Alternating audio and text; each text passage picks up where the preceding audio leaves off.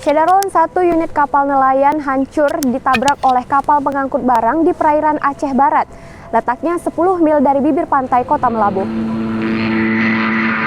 Kapal pengangkut barang yang menabrak kapal nelayan itu menghilang karena melarikan diri dari lokasi kejadian.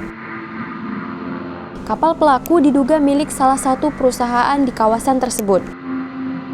Dua nelayan menjadi korban dari kecelakaan ini bernama Nurullah 47 tahun dan Nazarudin 47 tahun. Mereka berhasil selamat dengan cara mengapung di atas fiber ikan. Kecelakaan ini berawal pada Senin 9 Agustus 2021. Di lokasi kejadian, cuaca angin sangat kencang sehingga kapal mereka mematikan mesin dan mengembangkan layar. Kecelakaan ini berawal pada Senin malam 9 Agustus 2021. Di lokasi kejadian, cuaca angin sangat kencang, sehingga kapal mereka mematikan mesin dan mengembangkan layar. Dalam kondisi mesin mati, kapal mereka tiba-tiba ditabrak oleh kapal pengangkut barang sampai hancur berantakan. Korban tabrak lari di lautan ini berhasil diselamatkan pada hari Selasa 10 Agustus 2021 sekitar pukul 11 waktu Indonesia Barat. Keesokan harinya, pada hari Rabu 11 Agustus 2021, bangkai kapal nelayan yang hancur segera ditarik ke darat untuk dijadikan barang bukti atas insiden yang mereka alami dan untuk menjadi bahan laporan kepada pihak yang berwajib.